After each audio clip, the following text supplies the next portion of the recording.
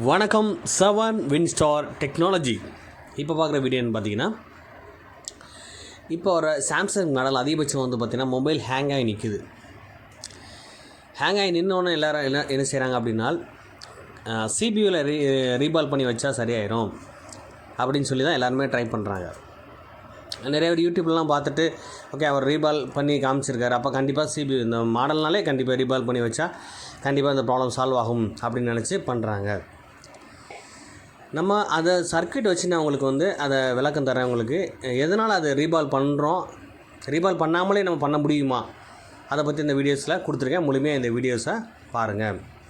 இப்போ நம்ம வந்து சிக்மனி டயக்ராம் போர்னே சிக்மனிக்கு வச்சுருக்கோம் அப்படின்னு சொன்னால், டயக்ராமில் ஹார்ட்வேர் சொல்யூஷன் தான் அதிகமாக யூஸ் பண்ணுறோம். இப்போ நம்ம என்ன பண்ணுறோம், ஒரு லைட்டிங் கம்ப்ளைண்ட்டை ஃபாலோ பண்ணுறோம் அப்படின்னு சொன்னால், லைட்டிங் சர்க்யூட்டை நம்ம எடுத்து பார்க்கும்போது அந்த ஹார்ட்வேர் சொல்யூஷனில் வந்து லைட்டிங்கோட சர்க்யூட் ஒன்று கொடுத்து அது ஒரு ஐசியை காமிச்சிருக்காங்க அப்படின்னு சொன்னால், நம்ம என்ன நினைப்போம், ஓகே இப்போ இதான் லைட்டிங் சர்க்யூட் ஐசியாக இருக்கும் போல் இருக்குது, லைட் எரியலாம் இந்த ஐசி இந்த காயில் லைன்லாம் பார்க்கணும் போல் இருக்குது. அதுக்கப்புறம் நெக்ஸ்ட் அதுக்கு வரக்கூடிய பாதையில் என்னென்ன ஸ்பேர் யூஸ் பண்ணியிருக்காங்க, என்ன ஐசி போட்டிருக்காங்க, அப்போ இதெல்லாம் இந்த ட்ராக் ஃபுல்லாக நம்ம பார்த்தே ஆகணும்னு சொல்லி பார்த்துட்ருக்கோம். சர்வீஸ்னு வரும்போது பார்த்திங்கன்னா கண்டிப்பாக இந்த இடம் தான் ஃபால்ட் ஆகும், இந்த ஐசி தான் போகும் அப்படின்னு சொல்ல முடியாது. ஒவ்வொரு சர்க்யூட்டுக்கு அது மாறும்.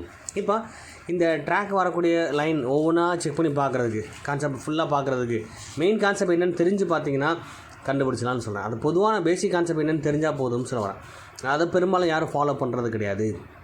கரெக்டாக ஜம்பர் ட்ராக் என்ன கொடுத்துருக்காங்களோ அது இருக்கான்னு மட்டும் பார்க்குறாங்க, கண்டிப்பாக ஃபாலோ பண்ணுறாங்க. ப்ளஸ் அதுக்கு ஒரு வோல்டேஜ் செக் பண்ணி பார்க்குறாங்க, அவ்வளோதான். அப்போ அந்த ஐஸோட பின் டீட்டெயில் மற்ற விஷயங்கள் எதுவுமே நம்ம ஃபாலோ பண்ணுறது கிடையாது. இப்போ நம்ம இது வந்து பார்த்திங்கன்னா ட்ராக் டேரெக்டாக அந்த ஐசி இதுக்கு ஒரு லைட்டிங் ஐசி மாதிரி கொடுத்துருக்காங்க, கனெக்டரில் கனெக்ட் பண்ண மாதிரி காமிச்சிருக்காங்க. இதை ஃபாலோ பண்ணி நீங்கள் வந்து பண்ணிங்கன்னா உங்களுக்கு ஒரு ஐடியாவே இல்லாமல் போயிடும். இது என்ன கான்செப்ட் எதுக்குரிய ஐசினே தெரியாமல் போயிடும். அப்புறம் மற்றபடி சிபியூக்கு இதுக்கு சம்மந்தம் இல்லை போல இருக்குது, யூஎஃப்எஸ்ஸுக்கும் சரி சிபியூக்கும் சம்மந்தம் இல்லாமல் இதில் கனெக்ட் பண்ணி காமிச்சிருக்காங்க. அப்போ இந்த லைனே இல்லாமல் இருக்குது, கண்டிப்பாக நம்ம வந்து அப்போ சிபியூ சம்மந்தப்படாது போல இருக்குது. லைட்டிங் கான்செப்டில் கண்டிப்பாக சிக்னல் ஃபுல்லாக அந்த சிபியூலேருந்து வந்தால் மட்டும் தான் ஒர்க்கே ஆகும், ஆனால் இதில் காமிக்கலை. அப்போ இந்த நாலேஜ் வச்சு பண்ணிங்கன்னா கண்டிப்பாக அந்த இடத்துக்கு அந்த மாடலுக்கு வரக்கூடிய லைன் ஏதாவது ஃபால்ட் ஆகிடுச்சு, நீங்கள் பார்த்த லைனில் ஃபால்ட் இருந்தால் இந்த ப்ராப்ளத்தை சால்வ் பண்ணலாம்னு சொல்ல வரேன்.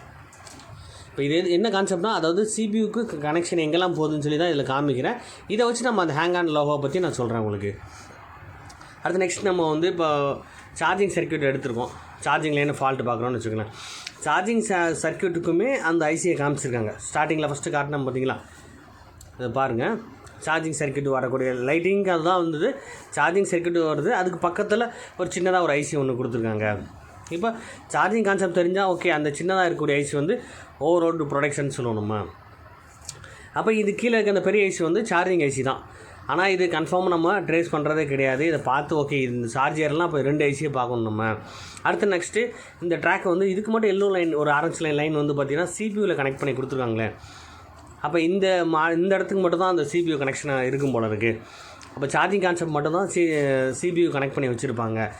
இது வந்து சார்ஜிங் கனெக்டரு, அது கீழே சிசி போர்ட்லேருந்து மேலே மதர் போர்டு வரக்கூடிய கனெக்டர் அது வழியாக நம்ம இந்த ஆரஞ்சு லைன் வந்து ஃபாலோ பண்ணி போனீங்க அப்படின்னு சொன்னால் சிபியூவில் கனெக்ட் பண்ணி வச்சுருக்காங்க.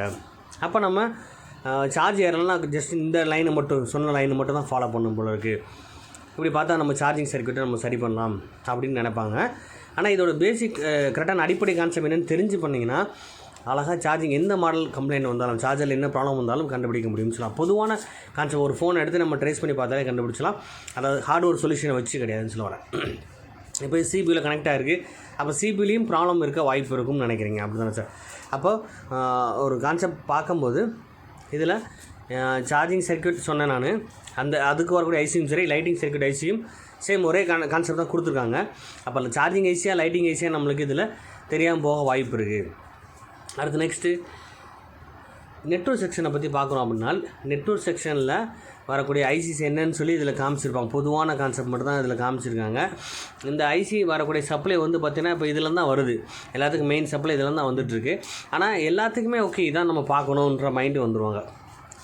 இப்போ டயோடு இருக்குது, காயில் இருக்குது, கண்டிப்பாக நம்ம லைட்டிங் சர்க்யூட்னு நினைப்பாங்க சிலர். ஆனால் இதில் வந்து சார்ஜிங் ஐசி மட்டும்தான், அதாவது பிஐஎம்ஐசின்னு சொல்லுவாங்க, பவர் மேனேஜ்மெண்ட் ஐசி தான் அது. அப்போ இந்த ஐசிலேருந்து தான் சப்ளை எல்லாத்துக்குமே போயிட்டுருக்கு. ஆனால் பேட்டரி பாயிண்டோட கனெக்ட் பண்ணி காமிக்கல. அப்போ சர்க்யூட்டை முழுமையாக ஃபாலோ பண்ணுறவங்களுக்கு அந்த விஷயங்கள் தெரியும், அதாவது சிக்மாட்டிக் டயக்ராம் ஃபாலோ பண்ணுறவங்களுக்கு. மற்றபடி இந்த ஹார்ட்வேர் சொல்யூஷன் மட்டும் பார்க்குறவங்களுக்கு என்ன தெரியும் அப்படின்னா, ஓகே இந்த ட்ராக்கிங் இங்கேருந்து போகுது, இங்கேருந்து வருது, அவ்வளோதான். அப்போ டவர் கிடைக்கலன்னா இந்த ஐசியை மாற்றணும். இப்போ இல்லை 2 ஐசி கொடுத்துருக்காங்க, இல்லை 3 ஐசி கொடுத்துருக்காங்கன்னா அந்த ஐசியோட பேர் அதெல்லாம் தேவையில்லை, கரெக்டாக எடுத்து மாற்றிடணும். இப்போ நெட்டில் கூட சொல்லி பார்ப்பாங்க, யூடியூப்பில் ஃபாலோ பண்ணுவாங்க, அதை பார்த்து சரி WTR ஐசி தான் மாற்றணும் எல்லாத்துக்குமே, உடனே WTR ஐசி இது இதான், அப்போ நம்ம இதை சேஞ்ச் பண்ணிடுவோம். எதுக்காக சேஞ்ச் பண்ணுவோம்? அது தேவையில்லை சார், நம்மளுக்கு சப்ளை வருதான்னு பார்ப்போம், வந்துருச்சு இல்லை வரல, அப்போ ஐசியை மாற்றிடுவோம். டவர் ஆம்பிளிஃபைர் ஆகலை, டக்குன்னு நெட்வொர்க் ஐசியை மாற்றிடுவோம். இப்படி நம்ம ஃபாலோ பண்ணுறோன்னு சொல்கிறேன்.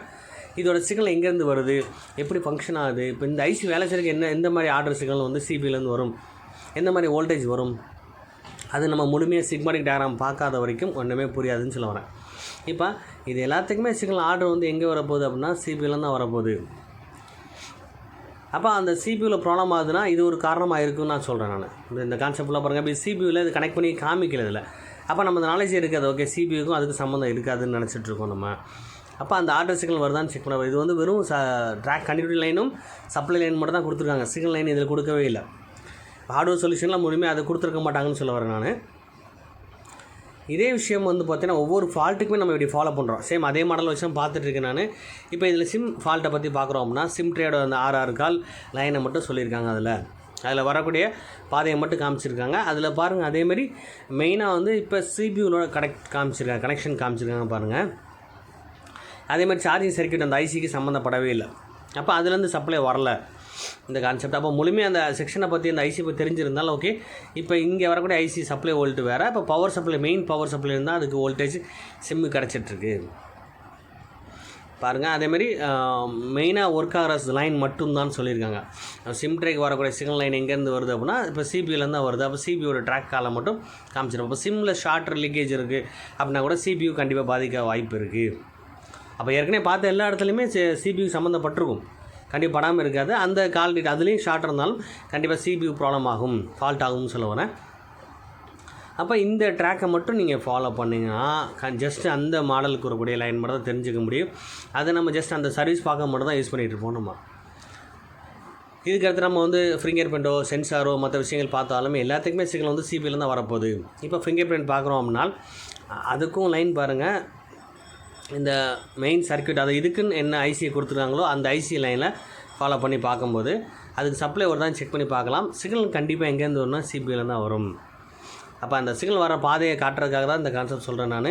அப்போ சிபியூவில் எங்கெல்லாம் சிபியூ எதுக்கெல்லாம் சிக்னல் தரப்போதோ அந்த எனேபிள் சிக்னல் வரக்கூடிய பாதை இதுலேருந்து ஆர்டர் கான்செப்ட் வந்தால் மட்டும்தான் அந்த ஐசிஸ்லாம் ஃபங்க்ஷன் ஆகும்னு சொல்ல வரேன். அப்போ ஃபிங்கர் பிரிண்ட் வரக்கூடிய லைனுக்கு வந்து சப்ளை மெயின் பவர் ஐசி கொடுக்குது, சிக்னல் ஃபுல்லாக நம்ம சிபி தான் கொடுக்குது. அப்போ அந்த சிபியூக்கு வரக்கூடிய பாதையில் லீக்கேஜ் ஆகுது, அந்த சிக்னல் லைனில் ஃபிங்கர் பிரிண்ட் வரக்கூடிய லைனில் ஷார்ட் ஆகிடுச்சுன்னா சிபியூ கண்டிப்பாக பாதிக்கும். அப்போ இத்தனை சிக்னல் ஃபிங்கர் பிரிண்ட் லைன் மட்டும் வருதுன்னா அப்போ இதில் வரக்கூடிய ஒரு லைன் ஏதாவது ஒன்று ஷார்ட் ஆனால் சிபியூ அப்படியே ஹேங் ஆக வாய்ப்பு இருக்குதுன்னு சொல்ல வரேன். இதே மாதிரி அடுத்து நெக்ஸ்ட்டு இப்போ இந்த மாதிரி 1 by 1 நம்ம பார்த்துட்டே இருக்கலாம். ஒரு கான்செப்ட் எடுத்து நம்ம டச் ஸ்க்ரீன் பார்க்குறோன்னு வச்சுக்கலாம். டச் ஸ்க்ரீனுக்கு வரக்கூடிய அதே மாதிரி சேம் அதுக்குன்னு வோல்டேஜ் வரும். அப்போ வோல்டேஜ் வர பாதையை செக் பண்ணும்போது அந்த ஐசியை நம்ம மெயினாக தெரிஞ்சுக்கணும், அதாவது எதுக்குரிய ஐசி எங்கேருந்து சப்ளை வருதுன்னு சொல்லி. இப்போ ஏற்கனவே பார்த்த ஐசியிலேருந்து தான் அதிகபட்சம் வோல்டேஜ் எல்லா இடங்களுக்கு போகுது. அப்போ நம்ம எல்லாருமே பார்க்க ஒரு விஷயம், இப்போ டச் ஒர்க் ஆகலை, ஃபிங்கர் பிரிண்ட் ஒர்க் ஆகலை, சார்ஜ் ஏறல அப்படின்னா டேரெக்டாக அந்த ஐசியை மட்டும் ஃபாலோ பண்ணி பார்த்துட்ருப்பீங்க. அது என்ன எதுக்குரிய ஐசின்னு தெரிஞ்சிட்டிங்கன்னா ஓகே அதுலேருந்து வரக்கூடிய அவுட்புட் சப்ளை மட்டும் செக் பண்ணாலே போதும்னு சொல்ல வரேன். அதேமாதிரி இப்போ இந்த லைன் ஃபுல்லாக பார்த்தீங்கன்னா எல்லாமே பாருங்கள் சிபியூவில் தான் கனெக்ட் ஆகிருக்கு. அப்போது சிபியூவில் இந்த மாதிரி இடத்துல ஷார்ட் ஆனால் கண்டிப்பாக சிபியூ பாதிக்கப்படும். அப்போ இதுக்காக நம்ம போய் ரீபால் பண்ணி பிரயோஜனம் இல்லைன்னு சொல்ல வரேன் நான். அதேமாதிரி திரும்ப ஃபிட் பண்ணாலும் இந்த விஷயங்கள்லாம் செக் பண்ணி பார்க்கணுன்னு சொல்ல வரேன். இப்போ ஃப்ரண்ட் கேமரா பேக் கேமரா எதுவாக இருந்தாலும் அதோடய லைன் ஃபுல்லாக சிக்னல் லைன் எல்லாமே சிபியில் தான் வரும். இப்போ டிஸ்பிளேலேருந்து எல்லாத்துக்குமே சொல்கிறேன், எல்லா ஃபங்க்ஷனுக்குமே மெயின் கான்செப்ட் சிபியூ தான். அங்கேருந்து சிக்னல் வந்தால் மட்டும் தான் ஃபங்க்ஷன் ஆகும். அப்போ பொதுவாக எல்லா கான்செப்ட்டுக்குமே பொது விஷயம் வந்து பார்த்திங்கன்னா சிபியூ மட்டும்தான். அப்போ அந்த கான்செப்ட் வர்றதுனால எங்கே காரணம் அப்படின்னு சொன்னால் எங்கெல்லாம் ஷார்ட் ஆகுதோ எந்த லைனில் பாதிக்கப்படும், அதாவது சிபியூ சம்மந்தப்பட்ட லைனில் ஷார்ட் ஆகுது, சிக்னல் போகிற லைனில் ஷார்ட் ஆகுது அப்படின்னால் அந்த ஷார்ட்டான வோல்டேஜ் அது கான்செப்ட் என்ன நினச்சிக்கணும், டச்லேருந்து வரக்கூடிய சிக்னலாம் நினச்சிச்சின்னா டச் ஷார்ட் பண்ணி தான் நம்ம ஒர்க் பண்ண வச்சுட்ருக்கோம். வால்யூம் அப் டவுன் ஷார்ட் பண்ணால் தான் ஒர்க் ஆகும், ஆன் ஆஃப் ஷார்ட் பண்ணால் தான் ஒர்க் ஆகும். இப்போ ஷார்ட் பண்ணும்போது ஏதாவது ஒரு வோல்டேஜ் கிடைக்கும், அந்த வோல்டேஜ் வச்சு தான் நம்ம வந்து மெமரியில் என்ன ஸ்டோரேஜ் பண்ணிக்கோ அந்த கான்செப்ட் படி நம்மளுக்கு சிக்னல் கிடைக்கும்னு சொல்ல வரேன். இப்போ ஸ்பீக்கர், மைக், ரிங்கர் எதுவாக இருந்தாலும் எல்லாத்துக்குமே ஆர்டர் வந்து சிபியூலேருந்து தான் வரும். இப்போ எக்ஸாம்பிள் காட்டுறேன் பாருங்கள். சிபியூ அந்த ஸ்பீக்கர் லைன் ட்ராக் மட்டும் நம்ம ட்ரேஸ் பண்ணி பார்க்கும்போது அதுக்குரிய ஐசி எது, ஆடியோ ஐசி எதுன்னு தெரிஞ்சுக்கலாம். ரிங்கர் பார்க்கும்போது யூஸ் அண்ட் டிவைஸ் ஐசி எதுன்னு தெரிஞ்சுக்கலாம். அப்போ இது முறையான சர்க்யூட் ட்ரேஸ் பண்ண மெத்தட் தெரிஞ்சால் தான் நீங்கள் முழுமையாக சர்வீஸ் பண்ண முடியும். ஜஸ்ட்டு ஹார்ட்வேர் சொல்யூஷன் வச்சு பண்ணிங்கன்னா ஓகே இங்கேருந்து ட்ராக் வருது கண்டினியூ ஃபாலோ பண்ணிக்கலாம், இங்கேருந்து இங்கே வரல கட் ஆகிருக்கு. ஆனால் அது எதனால் கட் ஆகிருக்கு, என்ன மாதிரி வேல்யூ வரும், என்ன மாதிரி வோல்டேஜ் வரும், எங்கேருந்து வரும் காமனாக அது தெரிஞ்சிருக்கணும்.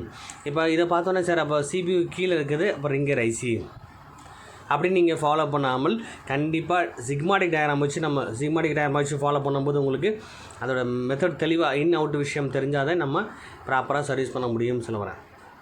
இதில் மெயின் சப்ளை வர லைன் வந்து பவர் சப்ளை கான்செப்ட், இதுக்கு தனி ஐசி, அதாவது நம்ம ஸ்பீக்கர், மைக், ரிங்கர் வரக்கூடிய கான்செப்ட்டுக்கு தனி ஒரு ஐசி கொடுத்துருக்காங்க. அதேமாதிரி ஹெட்செட்டுக்கு தனியாக ஒரு ஐசி கொடுத்துருக்காங்க, ரிங்கருக்கு தனியாக ஐசி கொடுத்துருக்காங்க. எல்லாத்துக்கும் சிக்னல் வந்து பார்த்திங்கன்னா சிபிலேருந்து வருது. அப்போ இந்த ஸ்பீக்கர், மைக், ரிங்கர் இதில் ஷார்ட் இருந்தாலும் இது போகிற லைனில் லீக்கேஜ் இருந்தாலும் கண்டிப்பாக சிபியூ பாதிக்கும். இதுக்காக நம்ம வந்து ரீபால் பண்ணி வைக்கிறோம் அப்படின்னு சொன்னால், ஏன்னா ரீபாலிங் வந்து பால்ஸ் எதாவது மிஸ் ஆனாலும் சரி ஹீட் அதிகமானால் தான் அந்த பால்ஸ் மிஸ் ஆகும், ஷார்ட் ஆகும். மற்றபடி இந்த அவுட்புட் லைனில் ஷார்ட் ஆகும். அதை நம்ம ஃபஸ்ட்டு ஃபாலோ பண்ணிட்டு தான் நெக்ஸ்ட் நம்ம வந்து ஐசியை ரீபால் பண்ணணும்னு சொல்கிறேன். அதுக்கு தான் இந்த கான்செப்ட் சொல்கிறேன் நான். அப்போது எல்லா விஷயத்துக்கும் மெயின் கான்செப்ட் சிபியூ அந்த ஃப்ளாஷ் மெமரி கான்செப்ட் தான். இந்த ஃப்ளாஷ் மெமரி தான் நம்ம இஎம்எம்சின்னு சொல்கிறோம், இஎஃப்எஸ்ன்னு சொல்கிறோம், இஎம்சிபின்னு சொல்லுவோம் நம்ம. அப்போ அடுத்து நெக்ஸ்ட்டு அப்டேட் வரக்கூடிய விஷயத்துக்கு இன்னொரு பேர் வச்சு பண்ணுவாங்கன்னு சொல்ல வரேன். அப்போது ஒரு ஃபால்ட் வருது அப்படின்னு சொன்னால் அதை நம்ம பிட் மேப், ஒரு எக்ஸாம்பிள் சொல்கிறேன், இப்போ பிட் மேப் வச்சு நம்ம ஃபாலோ பண்ணுறோம் அப்படின்னு சொன்னால் அதோட கண்டினியூட்டி ட்ராக் வந்து இதில் தெரிஞ்சுக்க முடியும். ஹார்ட்வேர் சொல்யூஷனோட பிட் மேப் ஃபாலோ பண்ணிங்கன்னா என்ன பெட்டராக இருக்கும்னு சொல்ல வரேன். அப்போ இதோட ஒவ்வொரு கால் டீட்டெயிலையுமே தெரிஞ்சுக்கலாம்னு சொல்ல வரேன். இப்போ எக்ஸாம்பிள் வந்து பார்த்திங்கன்னா இப்போ சிபியூ மட்டும் பார்த்துட்ருக்கோம், ஹேங் ஆக காரணம் பார்த்துட்ருக்கோம் அப்படின்னா இப்போ சிபியூவில் எத்தனையோ பின்ஸ் இருக்குது, அந்த ட்ராக் எல்லாத்துக்குமே கனெக்ஷன் போயிட்டுருக்குன்னு சொல்ல வரேன். இப்போ இதில் நான் என்ன பண்ண போகிறேன் அப்படின்னா இதில் ஒரு லைனை கண்டினியூட்டி ட்ரேஸ் பண்ணி பார்க்குறேன். பிட் மேப் வச்சு நம்ம கனெக்ட் பண்ணி காமிக்கிறேன் உங்களுக்கு பாருங்கள். இதை நான் ப்ரெஸ் பண்ணும்போது அந்த ட்ராக் எங்கே போதோ அந்த ட்ராக் லைனை ஃபாலோ பண்ணி பார்த்து அது எங்கே இருக்குது, எதுக்கு சம்மந்தப்பட்டிருக்குன்னு பார்ப்போம் நம்ம. இப்போ இந்த சர்க்யூட் நம்ம அந்த பொருள் என்னென்னு தெரிஞ்சிட்டோம்னா டயக்ராம் ஃபாலோ பண்ணியிருந்தீங்கன்னா அந்த பொருளோட கான்செப்ட் என்ன தெரிஞ்சிட்டிங்கன்னா அப்போ தான் பாருங்கள் இந்த பொருள் வந்து பார்த்திங்கன்னா எல்டிஓன்னு சொல்லுவோம், அதாவது லோ ட்ராப்டு வோல்டேஜ்னு சொல்லுவோம் நம்ம. இந்த ஒரு ரெகுலேட்டர் ஐசியிலேருந்து தான் நம்மளுக்கு வந்து அந்த சிக்னல் போகுது. இப்போ இந்த ஐசி ரெகுலேட்டர் ஐசி எதுக்கு சப்ளை தருது, அப்போ சிக்னல் வந்து சிபிலேருந்து வருது. அந்த வரக்கூடிய சிக்னல் வந்து பார்த்திங்கன்னா நெட்வொர்க் செக்ஷனுக்குலாம் சப்ளைவாக சிக்னல் போயிட்டுருக்கு. அதேமாதிரி பக்கத்தில் வரக்கூடிய லைன்லேயும் அந்த கனெக்ஷன் இருக்குது. இப்போ இந்த சம்மந்தப்பட்ட ஐசியில் ப்ராப்ளம் ஆயிடுச்சுன்னு சொன்னால், இல்லை எல்டிஓ ஷார்ட் ஆயிடுச்சுன்னா சொன்னால் கண்டிப்பாக சிபியூ பாதிக்கும். அப்போ செல்ஃபோன் ஹேங் ஆகி நிற்கும். அப்போ நம்ம அதை வச்சு நம்ம என்ன நினைப்போம், ஓகே ஹேங் ஆகி நிற்கிதுன்னா கண்டிப்பாக சிபியூ வந்து நம்ம ரீபால் பண்ணி வைக்கணும். சார் எல்லா இடத்துலையுமே கண்டிப்பாக சிபியூன்ற விஷயம் அந்த லெட்டு வந்து ஃபால்ட்டாக வாய்ப்பு கம்மி. அப்போ அவுட்புட் லைனில் அதிகமாக பிரச்சனை ஆகும். இது பழைய மாடல் ஃபுல்லாக இதே ஃபாலோ பண்ணியிருப்போம், ஆனால் ஐசி ரீபால் பண்ணியிருக்கவே மாட்டோம். நல்லா யோசிச்சு பாருங்கள். கீபேட் மாடல்லேருந்து அப்புறம் வரக்கூடிய சைனா ஃபோன் எல்லாமே பாருங்கள், டச் ஃபோன்லாம் வந்தது. அதுக்கப்புறம் நம்ம நெக்ஸ்ட் இங்கே வரும்போது இப்போ லேட்டஸ்ட் மாடல் எல்லாத்துக்குமே பாருங்கள் உடனே சிபியூ தான் ரீபால் பண்ணணும்னு சொல்கிறாங்க. கண்டிப்பாக நம்ம அவுட்புட் லைனில் வரக்கூடிய லைனில் ஷார்ட் இருந்தால், இப்போ இந்த எல்டிஓ கான்செப்ட் ஷார்ட் ஆகிடுச்சுன்னு சொன்னால் அந்த ஷார்ட் அதில் ரிலீஸ் பண்ணாலே கண்டிப்பாக ப்ராப்ளம் சால்வ் ஆகும். சிலர் வந்து எல்லாத்துக்குமே ரீபால் பண்ணணும்னு நான் சொல்லலை, ஜஸ்ட்டு ஒரு சில மாடலுக்கு ஐசிக்குள்ளே லெட்டு ஹீட் ஆகி கண்டிப்பாக மெல்ட் ஆக வாய்ப்பு இருக்கும், அதனால் பால் மிஸ் ஆக வாய்ப்பு இருக்கும், அதனால் ஷார்ட் ஆகும், அதனால் வந்து ஹேங் ஆகி நிற்கும். மற்றபடி எல்லா எல்லாத்துக்குமே கான்செப்ட் ஒரே மாதிரி நினைக்கக்கூடாதுன்னு சொல்ல வரேன். அப்போ ஃபஸ்ட்டு வெளி கான்செப்ட், அதாவது சிபியூக்கு சிக்னல் மெயினாக வரக்கூடிய சிக்னலில் ஷார்ட் லீக்கேஜ் இருக்கான்னு சொல்லி நீங்கள் அதை ஃபாலோ பண்ணணும். அதை பார்த்தாலே பெரும்பாலும் சால்வ் பண்ண முடியும். ஐசியை ரீபால் பண்ண வேண்டாம்னு சொல்கிறேன் நான். ரீபால் பண்ணாமலே நம்ம இது சரி பண்ண ட்ரை பண்ணுங்கள். அப்புறம் அதிகபட்சம் அதுக்கப்புறம் தான் நம்ம நெக்ஸ்ட்டு இதெல்லாம் பார்த்துட்டோம் எல்லாம் ப்ராப்பராக இருக்குது அப்படின்னு சொன்னால் கண்டிப்பாக அந்த சில இடங்களில் ஷார்ட் லீக்கேஜ் இருக்கும். அந்த ஷார்ட் லீக்கேஜ் அந்த எல்டிஓ கான்செப்ட்டில் ஷார்ட் இருக்குன்னு வச்சுக்கலாம், அதை ரிமூவ் பண்ணாலே தெரிஞ்சுக்கலாம்னு சொல்லுவேன். அப்போ அதுக்கு நீங்கள் என்ன பண்ணணும் அப்படின்னு சொன்னால் மெயின் அந்த சிக்மாடிக் டயக்ராம் எடுத்து நம்ம ஃபாலோ பண்ணணும். டயக்ராம் ஃபாலோ பண்ணும்போது சார் பார்க்க கஷ்டமாக தான் தெரியும், ட்ராக் இவ்வளோ லைன் போயிட்டுருக்கேன் சார் அப்படின்னு சொல்லி இதை தனித்தனி செக்ஷனாக பிரித்து பார்க்கும்போது எல்லா விஷயமும் கம்ப்ளீட்டாக தெரிய ஆரம்பிச்சிடும். அப்போ எதுக்குரிய சிக்னல் எங்கேருந்து வருது, எது வேலை செய்யுது, எப்படி வேலை செய்யுது நம்ம தெரிஞ்சுக்க முடியும்னு சொல்ல வரேன். இப்போ இந்த சிபியூ கான்செப்ட் இருக்குன்னா சிபியூவில் என்னென்ன சிக்னல்ஸ் போயிட்டுருக்கு, எதுக்கெல்லாம் சிக்னல் போகும், அப்போ அந்த சிக்னல் வரக்கூடிய மெயின் அந்த வோல்டேஜ் லைன் எது, டைமிங் சிக்னல் எங்கேருந்து வரும், எனபிள் சிக்னல் எங்கேருந்து வரும், இதை பற்றி விஷயங்கள் முழுமையாக நம்ம தெரிஞ்சிருக்கணும்னு சொல்லலாம். அப்போ இது ஒன் பை ஒன்று நம்ம ஃபாலோ பண்ணி பார்க்க ஐடியா கிடச்சிரும். அதுக்கப்புறம் சர்வீஸ் பார்க்குறது பெட்டராக ஈஸியாக இருக்கும்னு சொல்லலாம். அப்போது ஹேங் ஆகுது அப்படின்னு சொன்னால் கண்டிப்பாக நீங்கள் ஃபாலோ பண்ணுறது CPU கிடையாது. CPUக்கு சப்போர்ட் பண்ணக்கூடிய பாதையில் வரக்கூடிய லீக்கேஜ் எங்கே ஷார்ட் இருக்கான்னு செக் பண்ணி பாருங்கள். அந்த லைன் தெரிஞ்சுக்கோங்க. பார்க்கும்போது நம்மளுக்கு அடுத்தடுத்த மாடல் எதுவாக இருந்தாலும் நம்ம ஈஸியாக சர்வீஸ் பண்ண முடியும்னு சொல்ல வரேன். இந்த வீடியோ பிடிச்சிருந்தா லைக் பண்ணுங்கள், ஷேர் பண்ணுங்கள், கமெண்ட் பண்ணுங்கள், சப்ஸ்கிரைப் பண்ணுங்கள், பெல் பட்டனை மறக்காமல் கிளிக் பண்ணுங்கள். Thank you friends.